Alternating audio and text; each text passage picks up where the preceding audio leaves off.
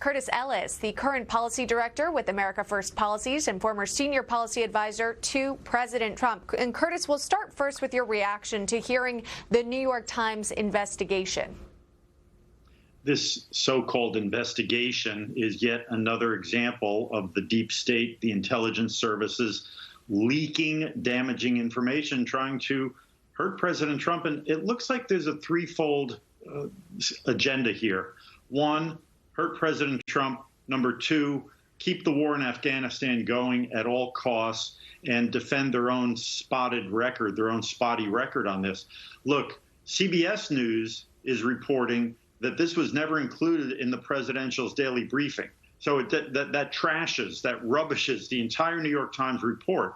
And the New York Times report, you read it, and they admit that what they were told doesn't include how the mechanics of the operation worked, how the money changed hands, how targets were picked, or whether the Russians were inside Afghanistan or outside Afghanistan when they supposedly handed this money over. So the whole thing is very, very flaky. If it doesn't include any of that, well, what does it include? Somebody's supposition that maybe the Russians did this. And, you know, while everybody's focused on Russia, the fake news media is focused on Russia, the real threat here to America is China. And there's been this huge military industrial complex built up over decades targeting Russia, and they just can't let it go. Hey, folks, the Berlin Wall came down a long time ago. And now we have this other communist power called China, and we are funding them through our corporate America, and they are aiming missiles at us, and they are doing election interference, ideological warfare, this full spectrum warfare, but everybody continues to be focused on Russia and Afghanistan.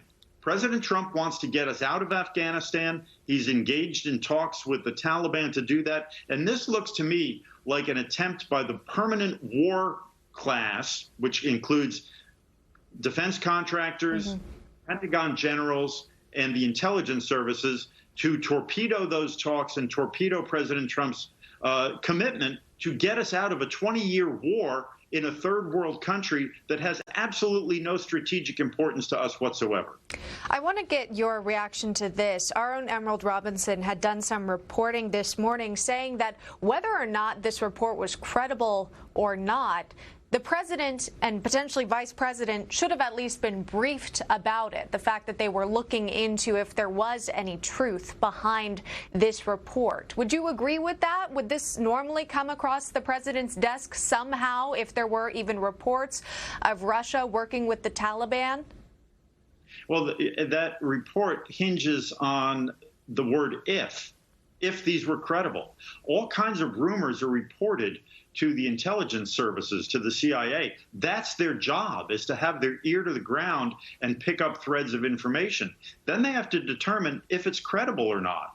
According to the New York Times' own reporting, they did not know how this was done, who was being targeted, how money changed hands, whether the Russians were inside of Afghanistan or outside of Afghanistan passing money. So it seems like a rather thin reed to hang such a big story on. So, you know, it's interesting. Nancy Pelosi tried to make that same point on the Sunday show, saying, well, if the president was briefed on this, it shows he's a Russian agent because he didn't act. And if he wasn't briefed on this, it shows he was a Russian agent because the intelligence service are reluctant to share information with him about Russia. So in Nancy's mind, her mind's made up already. All roads lead to Russia. And whether he was briefed or not, it proves what she wants to believe, which is President Trump's a Russian agent. Yeah, we heard that years ago as well, and that's been proven untrue. Curtis Ellis, thanks for coming on today's program and sharing your thoughts.